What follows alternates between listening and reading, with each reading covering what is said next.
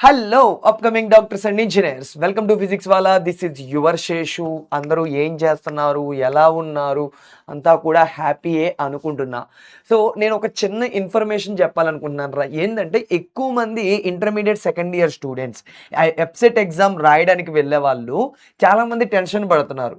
So మీరు ఎటువంటి tension అయితే తీసుకోకండి. ఎగ్జామ్ బాగా ప్రిపేర్ అయ్యారు కదా. సో బాగా ప్రిపేర్ అయ్యారు, ఎగ్జామ్ వెళ్ళి అటెంప్ట్ చేయండి. ఓకేనా? సో ముందు వెళ్ళి ఎగ్జామ్ మంచిగా రాయండి. ఖచ్చితంగా మీరు నేర్చుకుని ఉంటే ఖచ్చితంగా మంచిగా రాయగలరు. బట్ నేను ఏంటంటే నా సైడ్ నుంచి ఇంకొన్ని నీ మార్క్స్ ఇంకొద్దిగా ఇంప్రూవ్ అయ్యే విధంగా నా సైడ్ నుంచి నీకు కొన్ని ఇంపార్టెంట్ టిప్స్ చెప్తాను చూడరా. ఎగ్జామ్ రాసే ముందు ఏ విధంగా ఉండాలి, ఎగ్జామ్లో ఏ విధంగా ఉండాలి, ఎగ్జామ్కి వెళ్ళే ముందు నువ్వేమేమి చూసుకుంటూ వెళ్ళాలి అనేది ఒక్కసారి చెప్తున్నాను. సో జాగ్రత్తగా విను, ఇంపార్టెంట్ అనమాట. అంటే ఇవి నేను ఖచ్చితంగా ఇవి చేస్తే నీకు మార్కులు ఎగ్జాక్ట్గా ఖచ్చితంగా పెరిగిపోతాయి అని చెప్పట్లా. బట్ పెరిగే ఛాన్స్ అయితే ఉంటుంది. ఓకేనా? బట్ పెరిగే ఛాన్స్ అయితే ఉంటుంది. సో ఏంటి అంటేరా, ఫస్ట్ నువ్వు ఎగ్జామ్లోకి వెళ్ళిన తర్వాత నీకు మ్యాథ్స్, ఫిజిక్స్, కెమిస్ట్రీ. ఓకేనా? ఈ మ్యాథ్స్, ఫిజిక్స్, కెమిస్ట్రీలో నువ్వు ఏదో ఒకటి నీకు ఇష్టమైన సబ్జెక్ట్ ఉంటుంది. దాంట్లో నువ్వు క్వశ్చన్లు ఈజీగా చేసేయగలవు. సో ఫస్ట్ ఆ సబ్జెక్ట్లోకి ఎంటర్ అవ్వు. ఓకేనా? ఆ సబ్జెక్ట్లోకి ఎంటర్ అయ్యి దానిలో ఏవైతే ఉన్నాయో, ఒక ఎగ్జాంపుల్గా కెమిస్ట్రీ నీకు ఇష్టం అనుకోరా. సో కెమిస్ట్రీలోకి ఎంటర్ అయిపోయి కెమిస్ట్రీలో ఒకసారి అన్నీ కూడా చేసుకుంటూ వచ్చాయి. ఓకేనా? అన్ని క్వశ్చన్స్ కూడా ఏవైతే ఈజీగా అనిపిస్తున్నాయో ఈజీ క్వశ్చన్స్ అనేవి చేసుకుంటూ వచ్చాయి. నీకు ఒక్కొక్కసారి ఆ కెమిస్ట్రీలో ఎక్కువ క్యాలిక్యులేషన్ పెట్టే సమ్ ఉందనుకో, అది లాస్ట్లో చూద్దాం. ఓకేనా? ముందే అలా ఆ సమ్ముతోనే కూర్చోకు. ఓకేనా? ఆ సమ్మతోనే కూర్చోవద్దు. సో లాస్ట్లో చూసుకుందాం. ఎందుకంటే ముందు ఈజీ క్వశ్చన్స్ నీకు ఏవైతే ఉన్నాయో ఈజీ సబ్జెక్ట్ ఎంచుకో. దాంట్లో ఉన్నటువంటి క్వశ్చన్స్లో ఏదైతే ఎక్కువ టైం కాకుండా తక్కువ టైం పడుతుందో అవన్నీ కూడా చేసుకొచ్చాయి. తర్వాత కెమిస్ట్రీ అయిపోయింది, తర్వాత ఫిజిక్స్లోకి రా. ఫిజిక్స్లో కూడా ఈజీ టాపిక్స్ ఏవైతే ఉన్నాయో ఆ టాపిక్స్ని బేస్ చేసి తక్కువ టైంలో కవర్ అయ్యేవి ఏవైతే ఉన్నాయో అవన్నీ కవర్ చేసుకుంటూ వచ్చి తర్వాత మ్యాథ్స్ చేసి. ఓకేనా? నీ ఇష్టం, నీకు ఏదైతే సబ్జెక్ట్ ఈజీగా అనిపిస్తుందో దానికి ఫస్ట్ ప్రిఫరెన్స్ వెళ్ళు. ఓకేనా?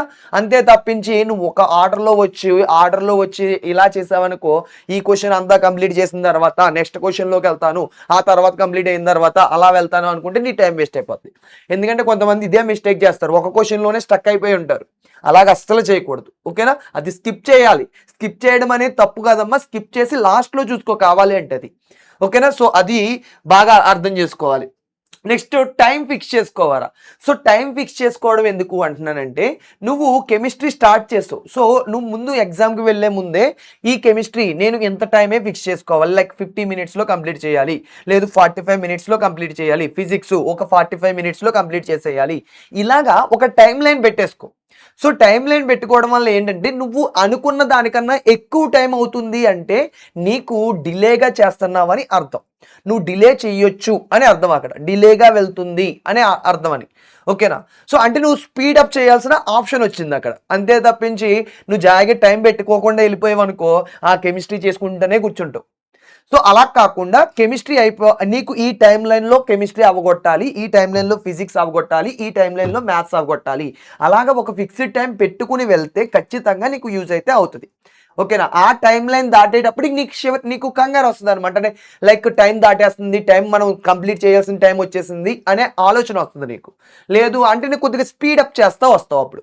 అంతే తప్పించి నువ్వు నార్మల్గా టైం పెట్టుకోకుండా వెళ్తే ఏం జరుగుతుందంటే జాయిగా చేసుకుంటూ వస్తావు, లాస్ట్లో హర్రీ అయిపోతావు. లాస్ట్లో హర్రీ అయిపోయి నీకు మిస్టేక్లు కూడా పెట్టేస్తావు. నీకు హర్రీ అయిపోయి టైము సరిపోదు.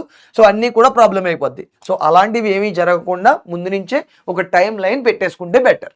ఓకేనా? ఎగ్జాక్ట్ టైం ఏది ఆ ఎగ్జామ్లోకి వెళ్ళిన తర్వాత ఏ టైంకి ఏది వెళ్ళాలి, ఏ టైంలో ఏది కంప్లీట్ చేయాలని ముందే కంప్లీట్ చేసేసుకో. ఒక ప్లాన్ వేసేసుకో.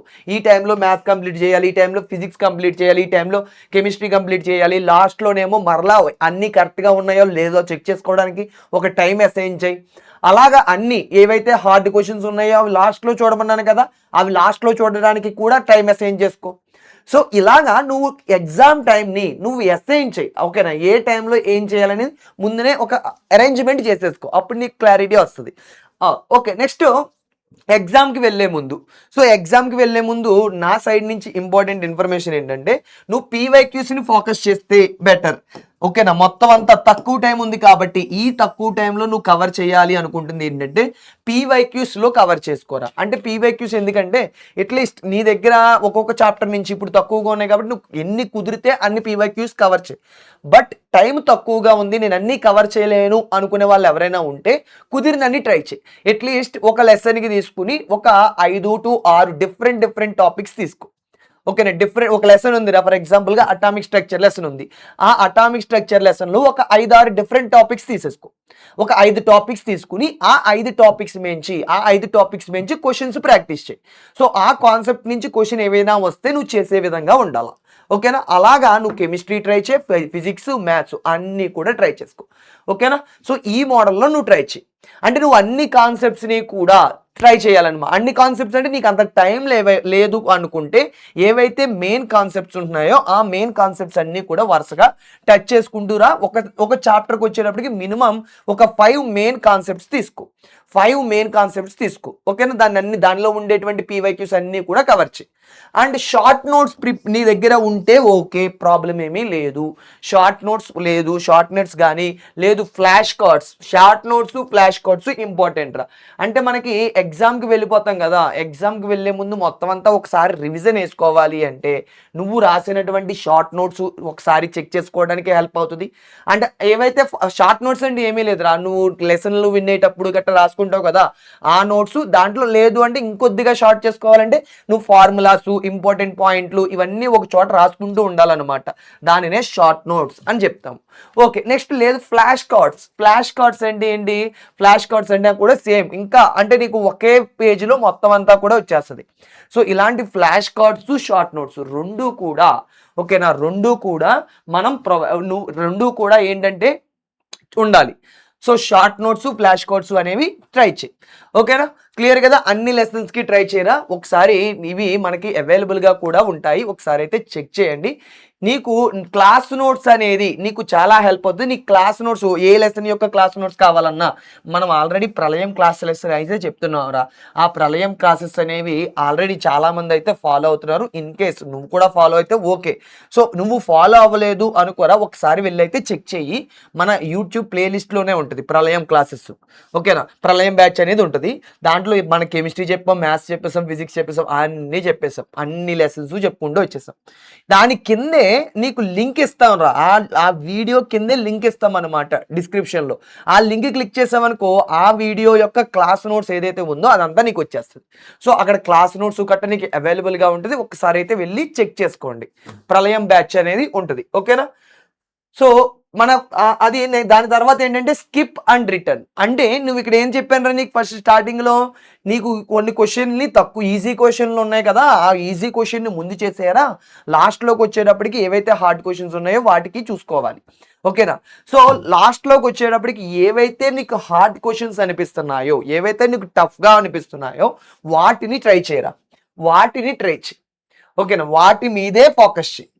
సో మ్యాక్సిమం నువ్వు ఏంటంటే ఈజీ క్వశ్చన్స్ అన్నీ కవర్ చేసావనుకో అక్కడే మ్యాక్సిమం స్కోర్ వచ్చేస్తుంది నీకు. అక్కడే నువ్వు అనుకుంటున్నటువంటి దాంట్లో మ్యాక్సిమం స్కోర్ వచ్చేసినట్టే. ఇప్పుడు ఏంటంటే నువ్వు ఏవైతే క్వశ్చన్స్ చేయలేకపోయావో ఆ క్వశ్చన్స్ని ఒక్కసారి లాస్ట్లో కొద్దిగా చూసుకో. ఓకేనా, లాస్ట్లో చూసుకుంటూ అండ్ ఆ ఏవైతే హార్డ్ క్వశ్చన్స్ ఉన్నాయో, నేను ఆ హార్డ్ క్వశ్చన్ నా వల్ల అవ్వట్లేదు సార్, క్వశ్చన్కి ఆన్సర్ నాకు వల్ల అవ్వట్లేదు సార్, స్కిప్ చేసేస్తున్నాను అనే టైం వచ్చింది అనుకో, నువ్వు ఆ క్వశ్చన్ని స్కిప్ చేయకు. ఏం చేయాలి స్కిప్ చేయకుండా అంటే ఆప్షన్ ఎలిమినేషన్ మెథడ్ కానీ ఏవైతే ఎక్కువ సార్లు ఉన్నాయి. ఓకేనా, మీకు ఆల్రెడీ ఎగ్జాంపుల్ కింద చెప్తున్నాను చూడరా. ఇక్కడ నువ్వు అబ్జర్వ్ చేసుకుంటే ఉన్నారా, ఇలాంటి స్కిప్ చేసే క్వశ్చన్స్ కి నేను చెప్తున్నా ఎలా చేయాలి అనేది. అలాంటి హార్డ్ క్వశ్చన్ ను స్కిప్ చేసేస్తున్నావు అనుకుంటే అలాంటి టైంలో ఇలాంటి చీట్ కోడ్స్ యూజ్ చేయి. చీట్ కోడ్స్ ఏంటి అంటే ఇదిగో ఇక్కడ నువ్వు అబ్జర్వ్ చేసుకుంటే ABCDలో అన్నిటిలో ఎక్కువ ఏదో వచ్చిందో ఆన్సర్ 3 కనపడింది. అంటే 90% అది ఏ అనేది 3కి సంబంధించింది. నెక్స్ట్ B వచ్చేటప్పటికి Bలో అబ్జర్వ్ చేసుకుంటే ఎక్కువ 2లు కనబడుతున్నాయి. సో B 2 సార్లు కనబడుతుంది కాబట్టి మేబీ B అనేది 2 అయ్యే ఛాన్సెస్ ఎక్కువ. ఓకే, ఖచ్చితంగా అవుతుందని చెప్పట్లేదురా, ఛాన్సెస్. ఓకేనా, ప్రాబబిలిటీ చెప్తున్నా 90% ఈ మోడల్లో ఉండొచ్చు. Next C2 1 3 4. సో C అనేవి అన్ని డిఫరెంట్గా ఇచ్చాడు, కొద్దిసేపు పక్కకు పెట్టి D వచ్చేటప్పటికి మరలా ఏమి ఇచ్చాడు రా, D వచ్చేటప్పటికి 4లు 2 ఇచ్చాడు. సో D అయ్యేది 4లు అయ్యేటువంటి ఛాన్సెస్ కూడా 2 ఉన్నాయి. సో ఇక్కడ అబ్జర్వ్ చేసుకుంటే ఏ అనేది 3 ఎక్కువగా ఉంటుంది. సో ఏ 3, బి అనేది 2 ఎక్కువగా ఉంటుంది, డి అనేది 4. సో ఆప్షన్ బి అనేది అవ్వచ్చు. నువ్వు ఏం చేయాలి అంటే ఇలాగా ఆప్షన్స్ని బేస్ చేసి వెళ్ళొచ్చు. ఏదైతే స్కిప్ చేయాలి అనుకుంటున్నావో అది ఈ మోడల్లో చెయ్యి. అండ్ ఇంకోటి కూడా చెప్తున్నాను, ఇంకోటి ఏంటంటే నువ్వు ప్రతిసారి నీకు ఇదిగో పై క్వశ్చన్కి ఆన్సర్ ఫర్ ఎగ్జాంపుల్గా 12th క్వశ్చన్కి ఆన్సర్ ఎగ్జాక్ట్గా నీకు తెలుసు, ఎగ్జాక్ట్గా ఆన్సర్ ఏమొచ్చింది అంటే బి అనేది వచ్చింది. 14th క్వశ్చన్ కూడా నీకు ఆన్సర్ తెలుసు, 14th క్వశ్చన్ ఆన్సర్ ఎగ్జాక్ట్గా డి అనేది వచ్చింది. ఓకేనా? సో డి అనేది వచ్చింది. నీకు ఈ 13th క్వశ్చన్ అనేది మేబీ ఓకేనా బి కానీ డి కానీ అయ్యేటువంటి ఛాన్సెస్ తక్కువగా ఉంటాయి. ఓకేనా? ఎక్కువ శాతం పేపర్ ఇచ్చేవాడు ఎలా ఇస్తారంటే ఈ పైన ఉండేవి కింద ఉండేవి ఆన్సర్స్ సిమిలర్గా ఉండకపోవచ్చు, ఉంటాయి ఉండవు అనేది క్లారిటీ ఖచ్చితంగా ఉండవని చెప్పట్లేదు. బట్ ఇక్కడ కూడా నేను చెప్పేది ఏంటంటే పాసిబిలిటీస్. సో ఈ పై ఆన్సరు కింద ఆన్సరు కరెక్ట్ అని తెలిస్తే మధ్యలోది ఈ పైది కిందది అవ్వకపోవచ్చు. ఓకేనా? మేబీ ఈ ఆన్సర్ ఏ కానీ సి కానీ అయ్యి ఉండొచ్చు. సో ఇది కూడా ప్రాబబిలిటీ అనమాట. ఇలా జరిగేటువంటి ఛాన్సెస్ ఉంటాయి.